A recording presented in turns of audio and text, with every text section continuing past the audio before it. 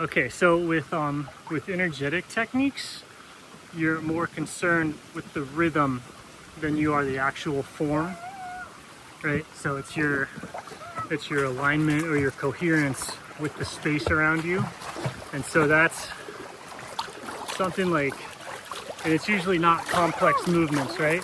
So this could be something like running. Like if you're running correctly, you're running at a gait, and like a cadence that starts to do this to the inside of your body. And by this, I mean like this starts to happen to your body water, and your water's fractal. So it can hold, you know, an infinite number of waves along it. And so as you run, or as you move, or you chant, or you bow, or you do whatever movement at the correct cadence, it starts to do this to the inside of your space. And so you see I'm having an effect on the entire pool here. So like if you do energetic exercise correctly, you start to have an effect on the entirety of your body water or what have you. Yeah.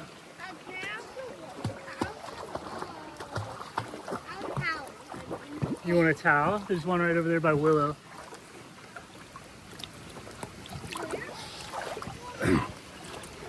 And so, like this, you know, if you're catching these waves or not, if you're generating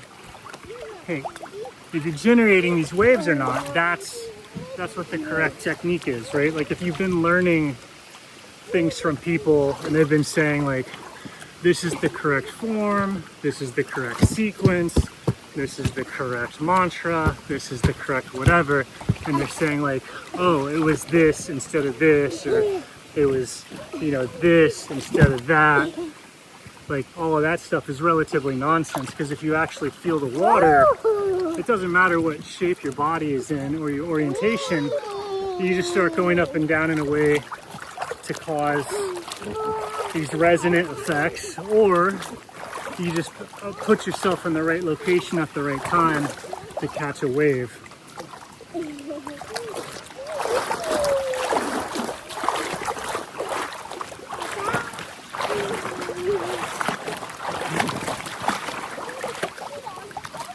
And so if you're like sick or plateaued, like if your talent or your skill isn't where you want it to be, it's more or less there's not enough energy in your body water. Because it's this energy, it's like if this is going, like once you get this going, like this is what happens when you start training, you get a higher energetic level, which you could see it now, like the analogy of that is there's more waves in the pool.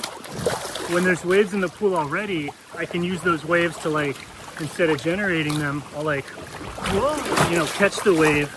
And when I catch that metabolic wave that I've induced in my body from training, whoo, you know, you jump really far or you jump really fast, right? Like imagine if you do your running training at the right cadence and the right pace, and you just have this pattern going on in the background, right? Then when you go to your track meet or whatever, or your contest, you already have that rhythm in you, and you just jump on top of that rhythm, and it's effortless.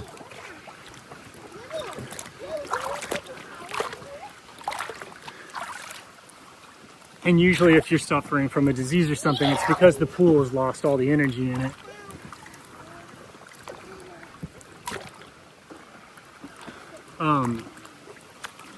And so, yeah. And then that's what you actually did if you ever improved from anything else.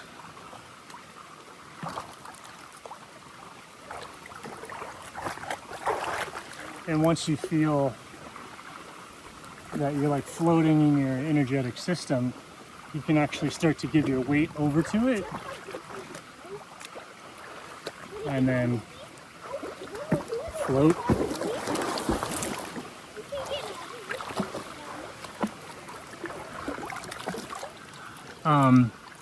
But in theory, you know, with the correct understanding of water, you could do or heal from anything, like anything, absolutely anything, even the most egregious physical, mental, or even spiritual injuries, you can heal from that with water. And you can break those performance barriers and those limiting like beliefs of the self and other things. It's right here in the water. And so people are selling a lot less and making a ton of money and helping a lot of people. And this is way more direct and way more true than anything any of those people are doing. And so I'm not so much concerned with like taking all the money, but I'll help her in a second. But this, no, but this, yeah, you know, the degree to which whatever anybody's helping anybody else out there, this would be more helpful. You know, intellectually, it would allow a scientist or a researcher to start grasping the nature of physics, of how electricity works, of how matter works, how time works, and align their breathing and their moving with the nature of reality, right? Can you imagine a scientist trying to figure out the nature of reality, but they have not even remotely aligned their breath with reality? It doesn't make any sense. They would, like, you know, for a fact, anybody whose breath, like the foundation of their thought and their entire being, if their breath isn't aligned with reality, like, what use are their ideas? And the same is true for like political commentators, like just anybody, right? If the foundation of their thinking, their metabolism, isn't aligned with reality, like what good are their thoughts or their opinions and their ideas or their strategies going to be? And the answer to that question is entirely worthless.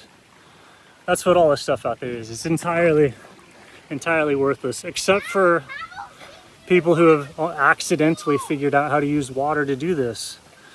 There's people, you know. What? Oh no. Okay.